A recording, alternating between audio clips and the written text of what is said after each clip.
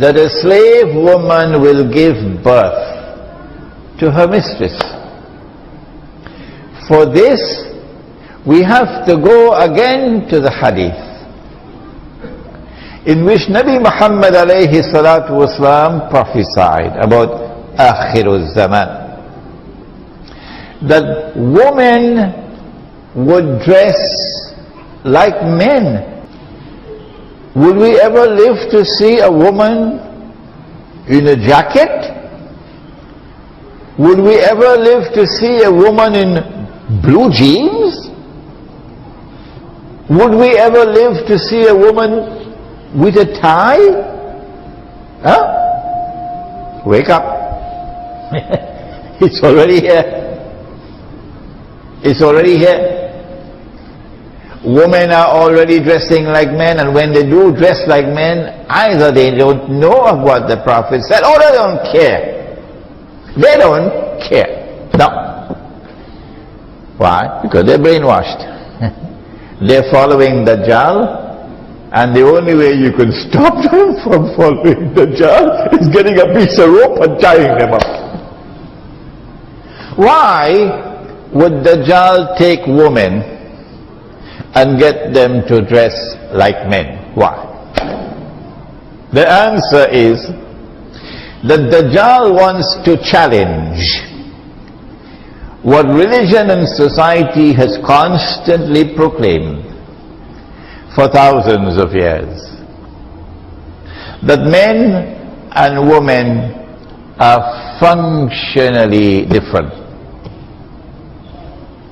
Dajjal wants to say that all the prophets of Allah were wrong, and all the religions were wrong, and men, those brutes, were wrong, and we, modern Western civilization, have come to liberate women by saying to them, there is no functional difference between men and women.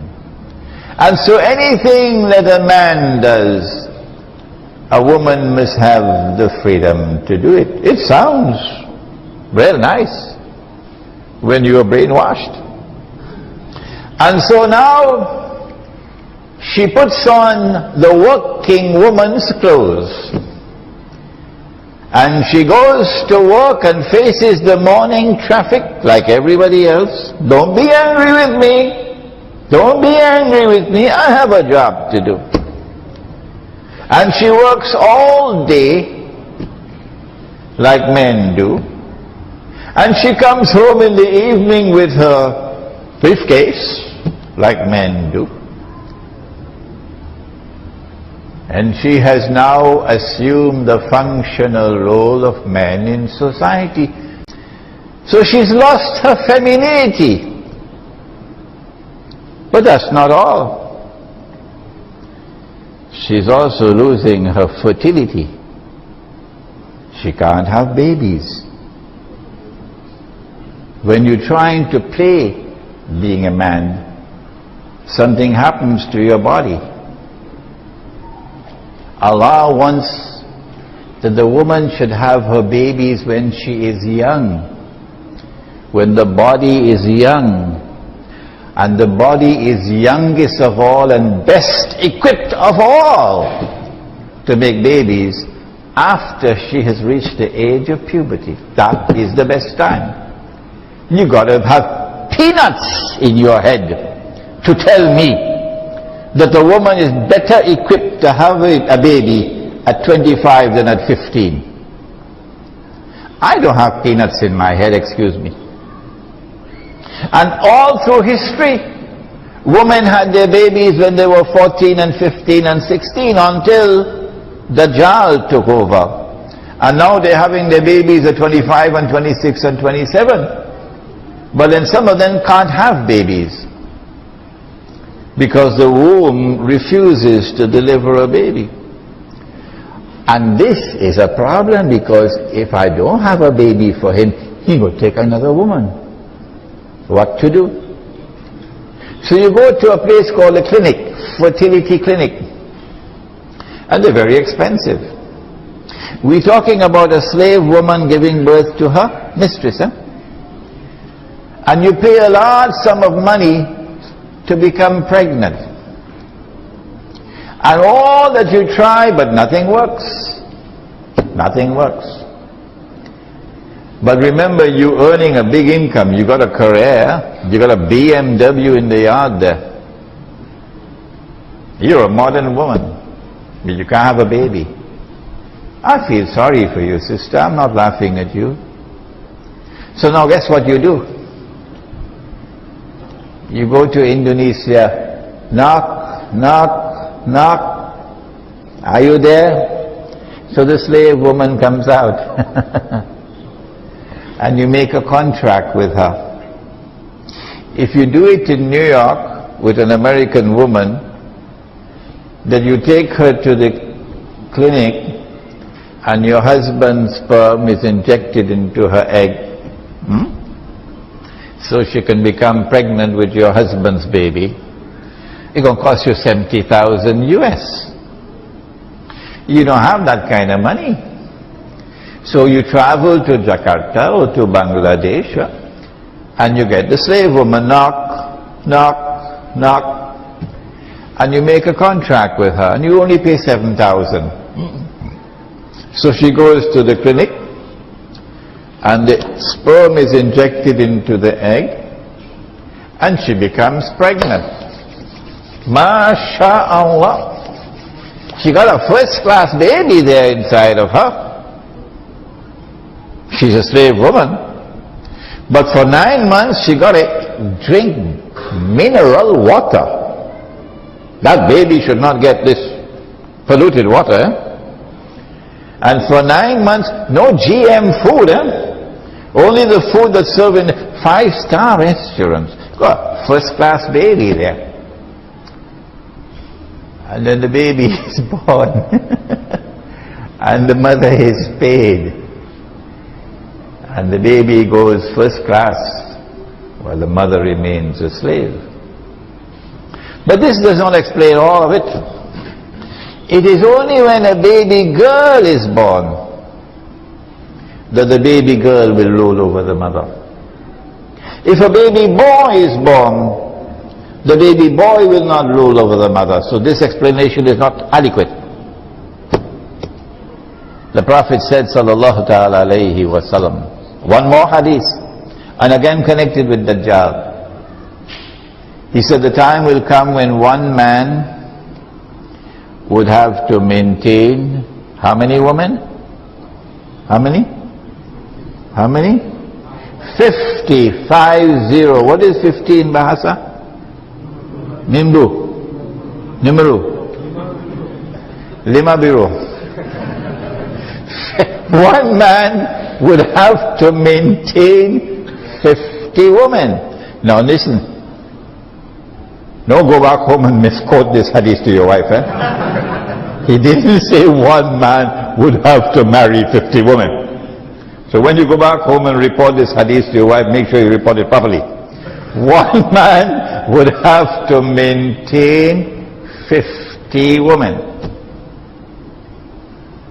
What this hadith indicates is that there is going to be a calamitous decline in the birth of baby boys.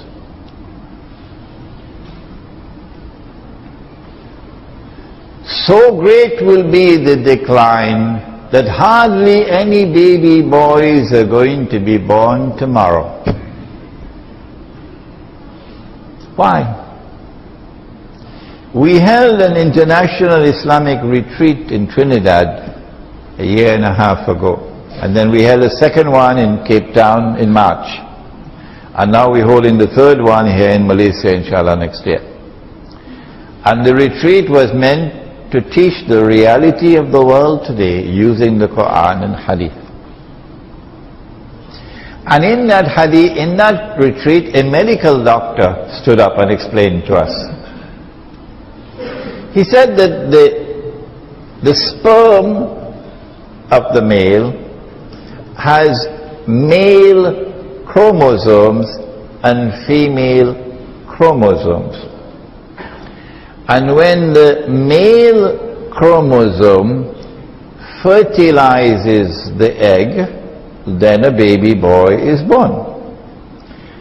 But if a male chromosome fails to fertilize the egg, then the default would be a baby girl. Aristotle said the same thing 4,000 years ago, but he said it in a clumsy way. He said in his Nicomachean Ethics that when nature fails to produce a boy, a girl is born.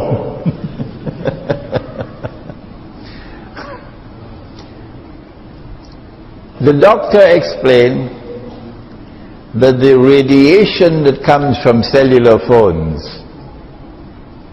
and from laptop computers, and notice where the laptop computer is placed,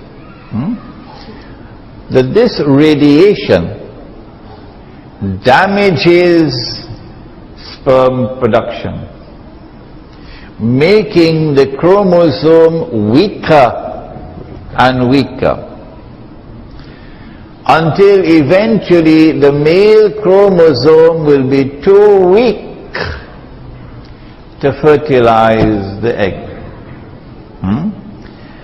10 years ago when I came to KL, nobody had a cell phone. Nobody. And now every Indonesian male has a cell phone.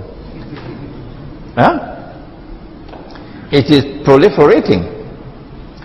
Maybe that the genetically modified food also has a role to play. Maybe that the pollution of the environment, the atmosphere, has a role to play. But the fact is that there is a tomorrow which is coming when very few baby boys are going to be born. If you have a political system in which one man and one woman has one vote, then the majority will rule. Allah did not create women to rule. No, He did not. But Dajjal says, I'm going to make them rule. So Dajjal has given you the cellular phone. It's very handy. Oh yes, but this is the price you pay.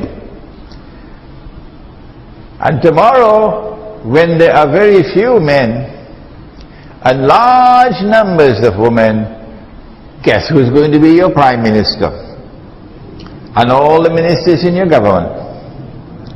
This is not to say that women do not have the intellectual acumen to be scholars and to be administrators.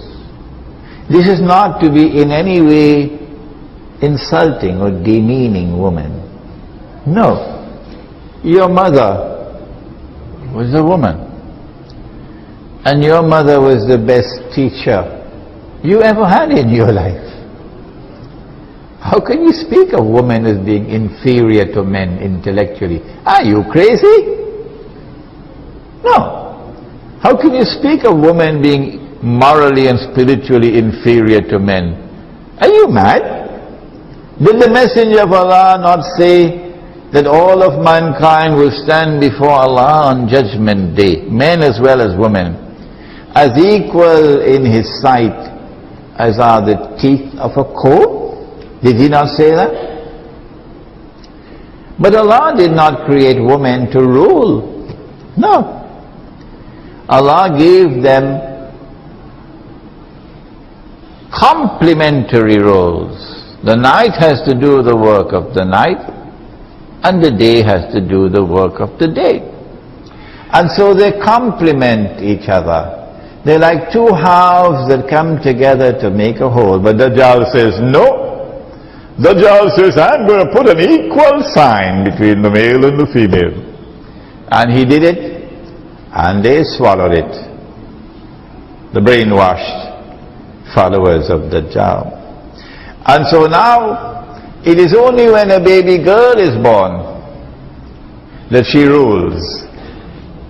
And if a baby boy is born, He does not rule. Such an uproar. Why is there the need for the media to assault and say Muslims want to take over our society and Muslims want to impose their values upon us and so forth? Well, I want to remind them that until 15 or 20 years ago, the nuns in the church, in the Catholic Church, they had to wear it. Is it right or wrong? And just recently, the Catholic Church has relaxed the uniform codes of the nuns where they can show a little cleavage. They can now wear a little bit, you know, put the cross right there in the middle. They don't have to wear a headpiece anymore. And they can show a little bit of thigh. Well, that's their right. We can't say anything about that. But when I went to church, to the Catholic Church, when I was 17 years old, all the nuns were looking like the sisters are looking today. So society has changed, but why should our values have to change? Those Muslim ladies who want to wear the full scarf, want to wear loose clothing, they're doing so because God said so, not because their husband said so, not because they're Arabs or Indonesians or Malaysians or Africans. No, they're doing it because God says so. So if our religion, which is the same religion of Moses and Abraham and David and Solomon and Jesus and John the Baptist, we have the same religion as all those prophets, and we are all monotheistic people, basically, Christians and Jews and Muslims, taking our sources from the same, taking our scripture from the same sources, and we can see in the history of our religions that women dress this way consistently. Then why is it an aberration because our women want to wear that today? What do they want our women to do? Do they want our women to take off their head scarves and all put on G-strings? Would that be said? Oh, now y'all all the same now, it's okay. No, we say it's not okay. And we say as Muslims we have the right to preserve what we consider to be decent and dignified clothing and apparel and appearance. And we think that we are fortifying. We think that we are making a good moral contribution. We think that we are doing something that will support the morals, the principles and the status of women in this society. We say that's what we think we're doing. And do we have the constitutional right to make what we consider to be a moral contribution to the fiber of this society based upon our religion? Of course we do. And we don't have to apologize. And if somebody wants to know, if we are unable to explain, we do not have to explain. But what we should do is, the people of the media, or the people of government who feel that they don't understand what's going on, we should send them to people who are qualified to expound upon this issue in a dignified, educated way, so that people would not think somehow or another that all these women who are wearing these scarves got an AK-47 underneath their scarves, or they got a bomb, they coming inside somewhere with a bomb. You know, stereotypes. But the issue is, we Muslims, the Muslim ladies in particular, you do not have to explain to anybody why you are dressed the way you are dressing. Just like others who are undressed do not have to explain to anybody why they are undressed.